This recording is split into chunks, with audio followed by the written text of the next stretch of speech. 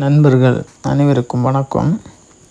நாம் இந்த காணொளியில் பறவைகளை பாதுகாத்த ஒரு மனிதனை பற்றி தான் பார்க்க போகிறோம். பொதுவாக பறவைகள் என்றால் எல்லாருக்குமே பிடிக்கக்கூடியது தான். அதிலும் சங்க காலத்தில் வாழ்ந்த ஒருவன் பறவைகளை மிகுந்த அன்பு செலுத்தியிருக்கான். அந்த பறவைகளுக்கு பாதுகாவலன் வழங்கியிருக்கான். அந்த பறவைகள் உடைய பாதுகாவலன் யார், அவன் எப்படி வாழ்ந்தான், எப்படி வீழ்ந்தான், இதை பற்றிய பகுதியை தான் நம்ம பாடப்பகுதியாக பார்க்க போகிறோம். இந்த வீடியோவில் வரக்கூடிய செய்திகள் போட்டித் தேர்வுக்கு பயனுள்ளதாக இருக்கும். அதனால் ஸ்கிப் பண்ணாமல் பாருங்கள். மேலும் நம்முடைய மேதாவி சேனலோடு பயணிக்க சப்ஸ்கிரைப் பண்ணுங்கள். இந்த வீடியோ பிடிச்சா லைக் பண்ணுங்கள், ஷேர் பண்ணுங்கள். இப்போ நம்ம காணொளிக்குள்ளே போகலாம். சங்க காலத்தில் பறவைகளை நேசிக்கக்கூடியவனாக ஆய் எயினன் சொல்லக்கூடிய ஒரு வீரன் இருந்தான். அவனுடைய அப்பா பேர் எதுன்னு பார்த்தா சொன்னால் வெளியன் வேண்மான்.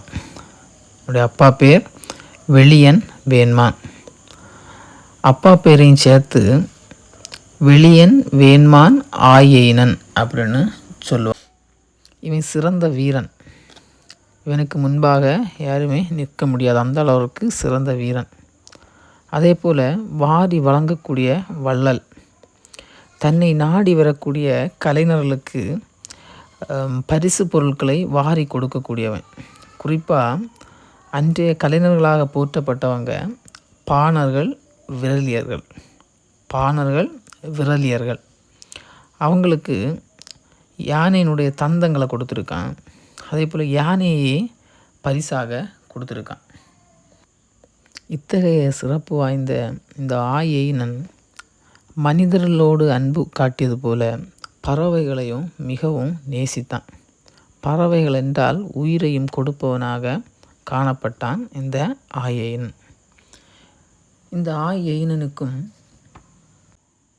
நன்னன் என்பவனுக்கு துணையாக நின்ற மிகிலிக்கும் பாலி பறந்தலை என்கின்ற இடத்தில் வைத்து ஒரு போர் நடைபெறுகின்றது. மிகிலியை எதிர்த்து நேருக்கு நேராக ஆயெயினன் நிற்கின்றான். இருவருக்கும் மிக பெரிதான ஒரு போர் நடைபெறுகின்றது. அந்த போரில் ஆயெயினன் வீழ்ந்தான். அந்த பாலி பறந்தலை அந்த போர்க்களத்திலே ஆயெயினன் விழுந்து கிடந்தான்.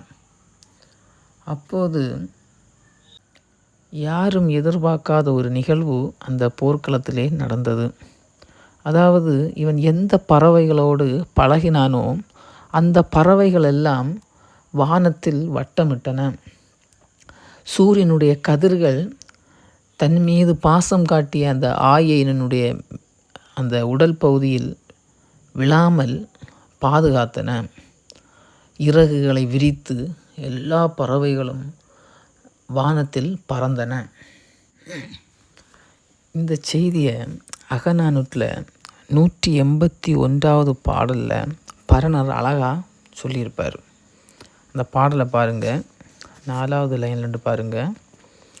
ஓம்பு அரண் கடந்த வீங்கு பெருந்தானை அடுப்போர் மிகிலி செருவேல் கடை முருகு உரல் முன்பொடு பொருதுகளம் சிவப்ப ஆயெயினன் வீழ்ந்தன ஞாயிற்று ஒன்கதிர் உருப்பம் புதைய ஓராங்கு வம்ப புள்ளின் கம்பலை பெருந்தொடு விசும்பிடை துராடி முசிந்து உடன். இது தொடர்ச்சி அந்த பாடல் வரிகள் வருது.